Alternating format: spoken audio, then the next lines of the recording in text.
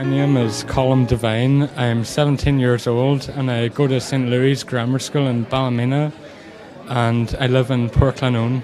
I volunteer with the Down Syndrome Association of Northern Ireland and I help out at an evening activities club on a fortnightly basis for 2 hours on a Thursday night.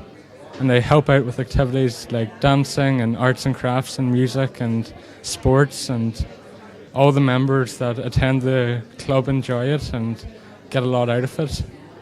I think that volunteering is a great way to give back to your local community, and I find myself that you get more out of it than you put into it, and that it's a great way to use your time and skills and talents.